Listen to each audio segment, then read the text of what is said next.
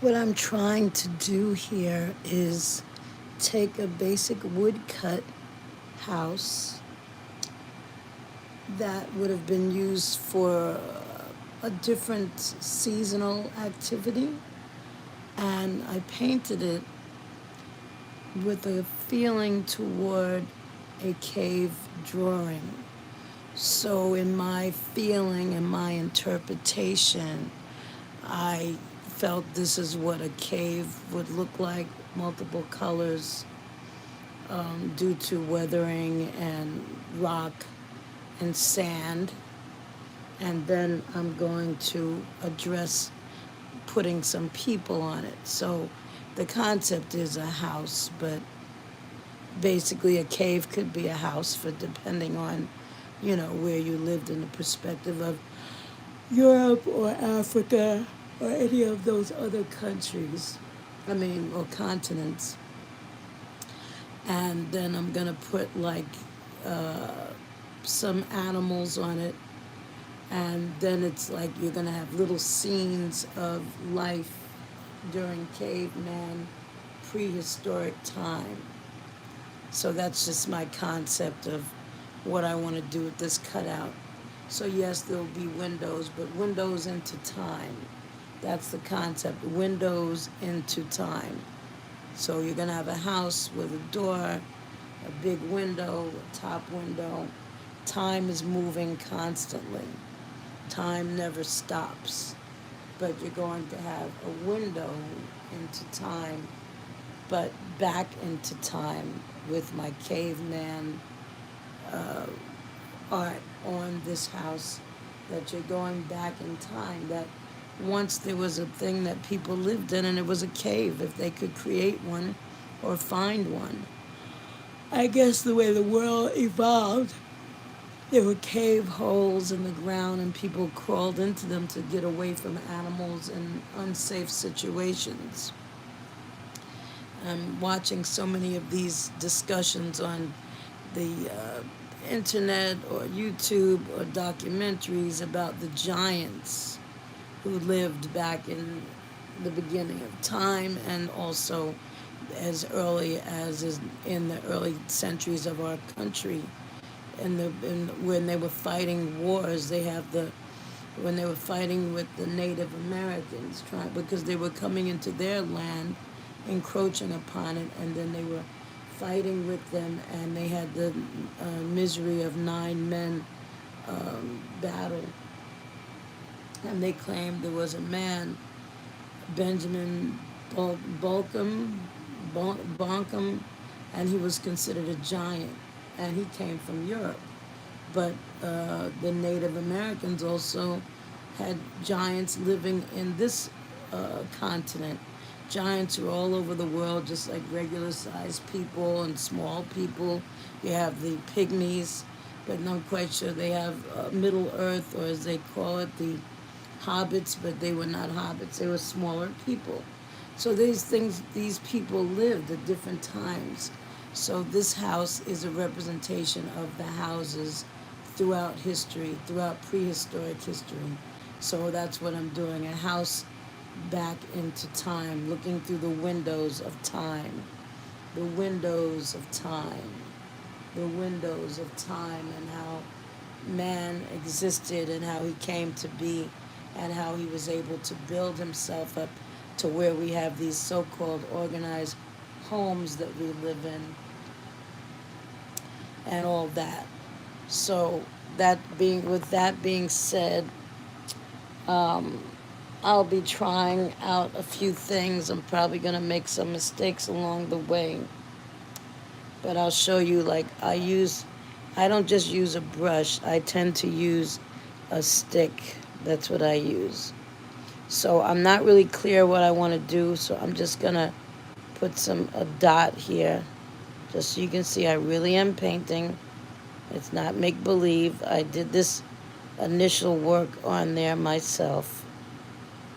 So I'm just trying to put a little dots around my doorway here. That's the beginning of my windows into time. That's what I want to do, like a little bit of dots on the window. It starts off small, starting off very, very small.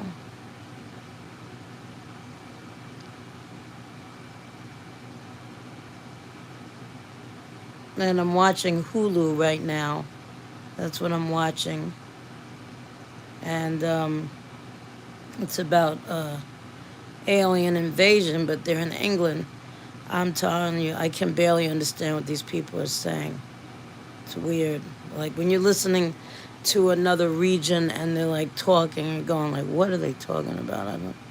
I don't understand. So this is what I'm doing. I'm making my dots around my window or my doorway into the past. But yet we feel like we're in the present because we have these so-called alien UAPs that are flying around our world right now. So is it a window into the past? Or has the present always been part of the past and the past part of the present? I'm not too sure what's going on. Okay, so that's the beginning of it. It's not perfect. That's just one window. This is another window. I'll probably put a different color on that one because my goal is just, like I said, a window into the past, the house, the cave that people dwelled in for safety, for protection, for food, for shelter.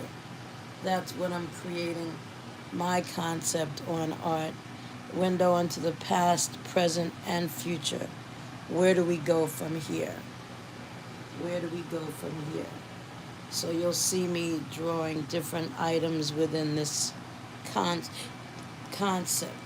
So I painted this myself, and now we're going to do the detail painting. So I'm kind of waiting for things to dry. I might try and do some other colors, or maybe I should just do all black dots around it, and then start to make my cave impressionist work. So this is it for now. I'll get back to you in a little while. I'll put a few, yeah, that's my impressionistic view of windows into the past. Prehistoric conceptual painting of how did we make it through those eons of millions of years. How many mistakes were made, or how many struggles were there? They say that there were Nephilim, very big humans, or giants, and we survived all of that. And they say the giants mated with us women. I can't even imagine that one. So I thank God I wasn't living back then, or if I was, I don't remember it, thank God, because just the thought of that is scary. So let's not go there. So yes, time was moving in capsules and bubbles. Things were growing and moving and building up into Earth to where it is today, where we're driving Teslas, electronic cars that are not connected to anything but are self-contained, cars that drive themselves, and yet we're still just making it into the windows of time, back into time, as it were. So this is my first door. This is the doorway. The doorway. And we'll get back to that in a little bit. Okay? I'll be back, guys.